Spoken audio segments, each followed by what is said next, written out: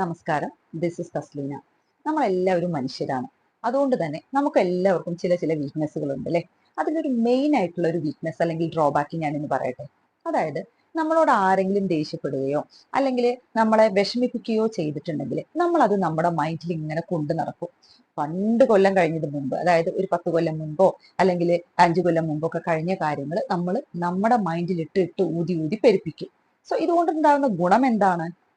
അതായത് പ്രത്യേകിച്ച് ഒരു ഗുണവുമില്ല. നമ്മുടെ മനസ്സമാധാനവും സന്തോഷവും ഒക്കെ പോകും എന്നല്ലാണ്ട് പ്രത്യേകിച്ച് യാതൊരു ഗുണവും നമുക്കില്ല. അത് നമുക്കറിയാം. പക്ഷെ എന്നാലും നമ്മുടെ മനസ്സ് അതിനെ മറക്കാൻ തയ്യാറാവില്ല. എന്താണ് അതിന് കാരണം? അതായത് മെയിൻ ആയിട്ട് അവര് നമ്മളെ ദ്രോഹിച്ചപ്പോൾ അല്ലെങ്കിൽ അവര് നമ്മളോട് ഹേർട്ട് ചെയ്യുന്ന രീതിയിൽ സംസാരിച്ചപ്പോൾ ഉദ്ദേശിച്ച രീതിയിൽ നമുക്ക് മറുപടി പറയാൻ കഴിഞ്ഞിട്ടുണ്ടാവില്ല. അല്ലെങ്കിൽ ഈ ദ്രോഹിച്ച വ്യക്തി നമ്മളോട് ഒരു ക്ഷമാപണം നടത്തിയിട്ടുണ്ടാവില്ല. നമ്മളോട് ചിലപ്പോൾ അവർ സോറി പറഞ്ഞു കഴിഞ്ഞാൽ നമ്മൾ എന്താവും, ഫ്രീ ആവും. പക്ഷെ അവരുടെ ഭാഗത്ത് നിന്ന് അങ്ങനെ ഒരു സോറി വന്നിട്ടില്ല. എന്നാൽ അവർക്ക് വേണ്ട രീതിയിൽ നമുക്ക് മറുപടി കൊടുക്കാനും കഴിഞ്ഞിട്ടില്ല. This may be the real reason behind it. പക്ഷെ യഥാർത്ഥത്തില് നമ്മൾ എന്താണ് ചെയ്തുകൊണ്ടിരിക്കുന്നത്? അതായത് നമ്മൾ ഈ ഒരു വ്യക്തിയെ പിന്നീട് കാണുക, അല്ലെങ്കിൽ അയാളെ കുറിച്ച് ആരെങ്കിലും സംസാരിക്കുന്നത് കേൾക്കുകയോ, അല്ലെങ്കിൽ അതുപോലെ ഒരു സിറ്റുവേഷൻസ് വരികയോ ചെയ്യുകയാണെങ്കിൽ വീണ്ടും വീണ്ടും നമുക്ക് ഈ മെമ്മറീസ് ഓർമ്മയിൽ വന്നുകൊണ്ടേയിരിക്കും അല്ലെ. അത് നമ്മുടെ സമാധാനം കളയും. അവർ ശരിക്കും നമ്മളെ ബുദ്ധിമുട്ടിച്ചിട്ടുണ്ടാവാം, മാനസികമായി വേദനിപ്പിച്ചിട്ടുണ്ടാവാം, നമുക്കത് മറക്കാൻ പറ്റാത്തതാവാം. അതുകൊണ്ട് തന്നെ അവര് നമ്മുടെ ക്ഷമ എന്നുള്ളത് ശരിക്കും ഡിസേർവ് ചെയ്യുന്നില്ലായിരിക്കാം. പക്ഷെ എന്നാലും നമ്മൾ എത്രത്തോളം ഈ കാര്യം നമ്മുടെ മൈൻഡിൽ ഇങ്ങനെ വെച്ചുകൊണ്ട് നടക്കുന്നോ, നമ്മുടെ ഹാർട്ടിന് അല്ലെങ്കിൽ നമ്മുടെ മനസ്സിന് ഭാരം കൂടി കൂടി കൂടി വരും ലൈഫ്. അപ്പൊ ഇത്രേ ഉള്ളൂ.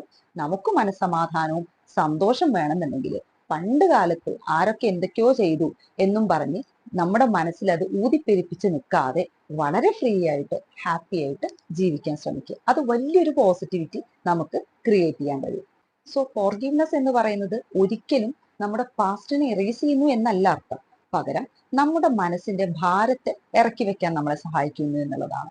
അതുവഴി നമുക്ക് സമാധാനമായിട്ട് ഉറങ്ങാനും സന്തോഷമായിട്ട് ഇരിക്കാനും കഴിയുന്നു. സയൻസ് വരെ പറയുന്നുണ്ട് നമ്മൾ മറ്റുള്ളവരോട് ക്ഷമിക്കുന്നതിലൂടെ നമ്മുടെ സ്ട്രെസ് കുറക്കാനും ബ്ലഡ് പ്രഷർ കുറയ്ക്കാനും അതേപോലെ തന്നെ ഒരു ഇമോഷണൽ വെൽബീയിങ് ഉണ്ടാക്കാനും നമ്മളെ സഹായിക്കും എന്നുള്ളതാണ് പറയുന്നത്. സോ നമുക്ക് ആ ഒരു വഴി പിന്തുടരുന്നത് എപ്പോഴും നല്ലതായിരിക്കും. കാരണം it's A mental detox. So message ഇത്രയേ ഉള്ളൂ.